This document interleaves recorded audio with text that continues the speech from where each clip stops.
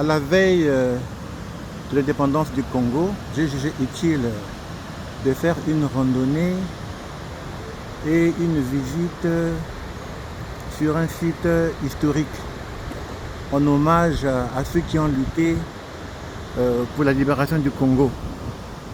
Ici nous sommes sur la Loufoulakari où nous naviguons et nous allons sur la tombe de Bwetambongo. Bwetambongo, cet héros de la résistance qui a été décapité en 1896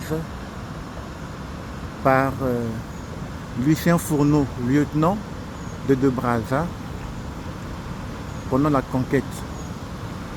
Pour l'histoire, la première église catholique faite par Monseigneur Ogloire a été implantée à Linzola en 1882 et alors que le traité avec Makoko fut signé en 1880 permettant de fonder Brazzaville. Dans cette quête d'installer l'administration coloniale et de conquérir tous les territoires, Lucien Fourneau avec sa troupe de tirailleurs est arrivé ici. Bwetambongo qui était le chef de cette contrée, allant de Linzolo jusqu'à Kimpanzu, de ce côté-ci, a résisté à cette pénétration coloniale. Le combat fut féroce. Malheureusement, Bwetambongo fut vaincu et il fut décapité, la tête mise sur un pieu sur la place du village pour terroriser les populations pendant que son corps fut jeté dans la Loufoulakari. Et nous sommes sur l'île dans laquelle il a été enterré. Nous sommes donc dans cet îlot de la Loufoulakari et nous prenons cette allée qui, en temps de haute saison, est inondée d'eau. C'est ce petit sentier au sein de l'île qui emmène sur la tombe de Bwetambongo. Voilà. Dans l'île, nous nous approchons de la tombe de Bwetambongo, ce héros de la résistance à la pénétration coloniale française, décapité en 1896 par Lucien Fourneau. Vous voyez le lieu,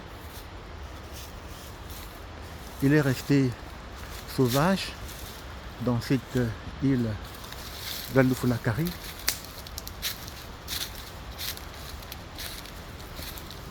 Et c'est en 1858, bien longtemps après, que le chef Téké de la Loufoulakari, Ekouti,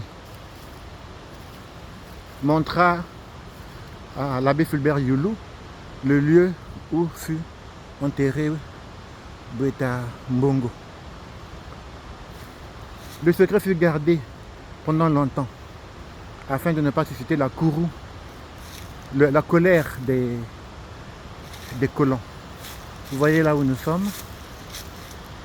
Il y a eu des tentatives d'arrangement, d'aménagement avec des briques qui sont restées. Et cette tombe fut d'abord faite par Youlou, le président Youlou. Voilà, on va voir ce sanctuaire du héros de la résistance coloniale qui est Bwetambongo. Lieu de tourisme de mémoire dans l'île de la Loufoulakari. Lieu gardé pendant longtemps secret par les Téké de la Loufoulakari, les Téké de Boko. Nous sommes avec les descendants de Téké de Ekouti,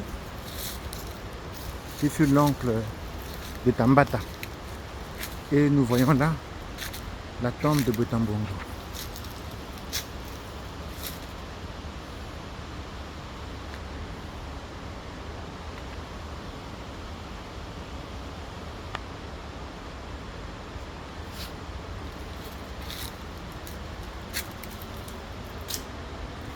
C'est avec beaucoup d'émotion que nous nous trouvons ici. Nous voyons les devises nationales, unité, travail, progrès, le drapeau vert, jaune, rouge et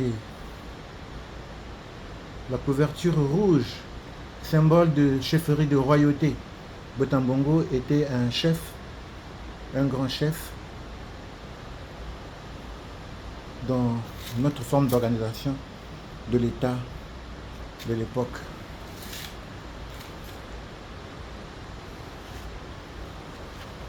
Je convie chacun à venir en pèlerinage ou en tourisme de mémoire honorer Botambongo, ce héros de la résistance à la pénétration coloniale.